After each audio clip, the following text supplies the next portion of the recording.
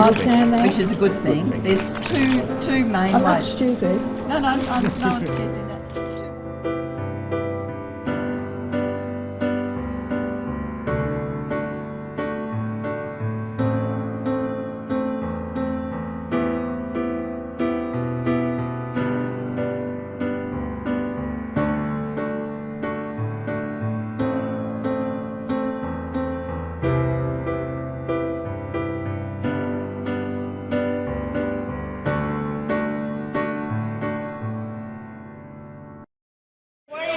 About the Fabian Society, Julia. You'll never get your New World Order. My major concern with coal seam gas is our future. This is the greatest threat to our country that I've seen. I have a lady who lives within 200 metres of a gas well. Her young son's the same age as my boy. He was bleeding from the nose as well as the ears. When my son first started developing these headaches, we thought he had a tumour. We've got 11 gas wells around us. What happens when there's thousands of gas wells here?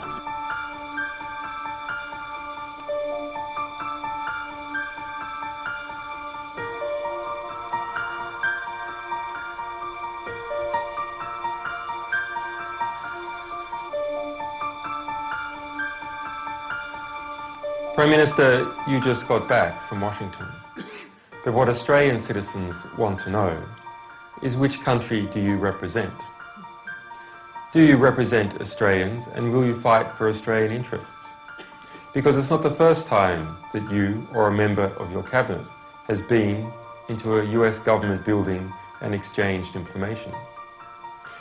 In fact, we have intelligence that your government has been exchanging information with foreign powers about Australian citizens. So, Prime Minister, my question to you is this: when will you come clean about precisely what information you have supplied to foreign powers about Australian citizens? And if you cannot give a full and frank answer to that question, should perhaps the Australian people consider charging you with treason?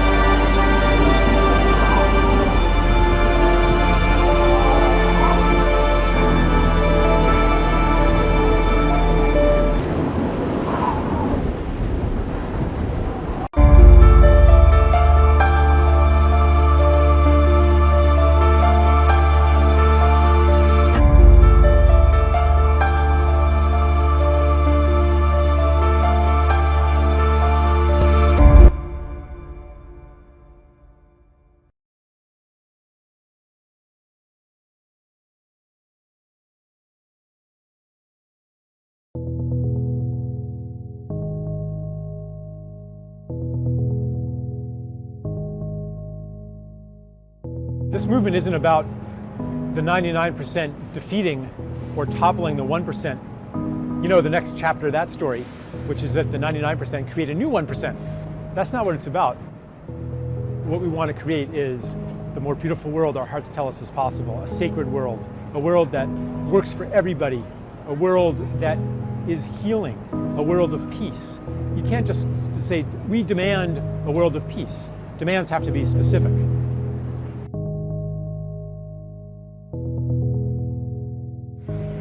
We shall overcome. Deep in my heart, I do believe we shall overcome. Though I join hands so often with students and others behind jail bars singing it, we shall overcome. No, before this victory is won, some will have to get thrown in jail some more, but we shall overcome. Don't worry about us. Before the victory is won, some of us will lose jobs, but we shall overcome. Free thy children from a permanent psychological death, then nothing shall be more redemptive. We shall overcome. Before the victory is won, some will be misunderstood and called bad names and dismissed as rabble-rousers and agitators, but we shall overcome. And I'll tell you why. We shall overcome because the arc of the moral universe is long, but it bends toward justice.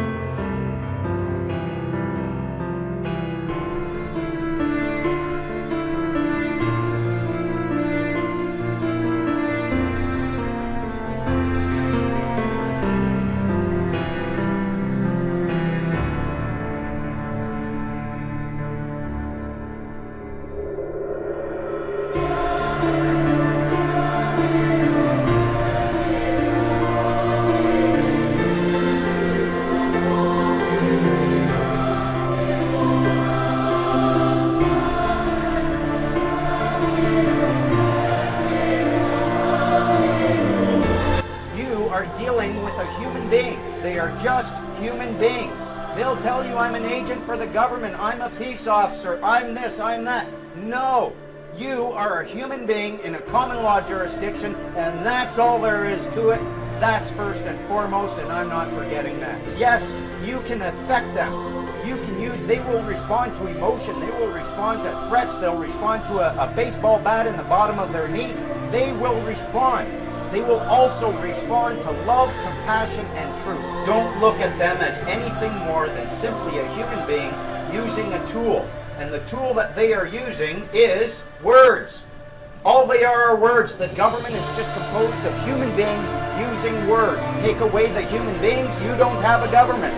Take away the words, you don't have a government. You need those two things in order for anyone to come up to you and claim any level of authority over you. If someone comes up to you and points to a body of words and says, this body of words gives me authority over you, and you say, really? What does that word right there mean? And they say, I don't know. What just happened to their authority? Gone. They have to know what the words in their own mandates mean. Statutes are not laws. If you look it up, you'll find that the definition of a statute is a legislated rule of society given the force of law. It's a law, it's a rule that has the force of law within a structured society because somebody gave it that force. Remember, we're all equal here. Who can give those words the force of law? Only you.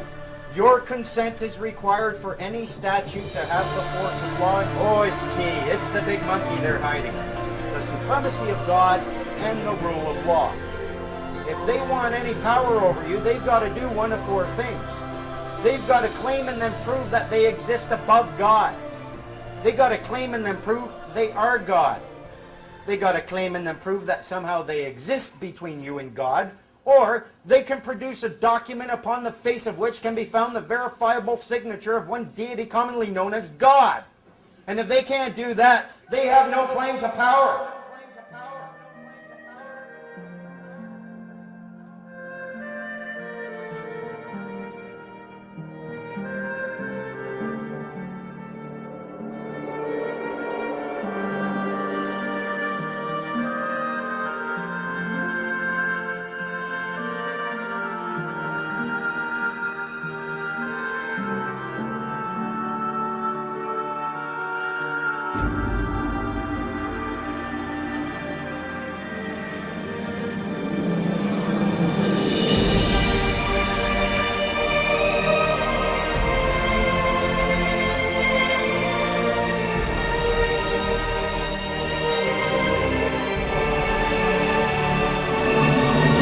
Your silence and inaction will raise the appearance of consent to act as your representative.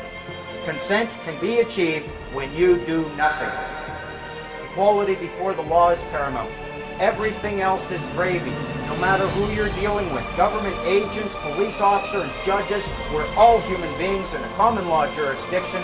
We are all equal. If we are all equal, who has the right to make any demands upon you? Who has the right to do anything to command you, demand you, put orders on you? Who has the power? No one. We're in a common law jurisdiction. We can establish any right we want by claiming that that right exists.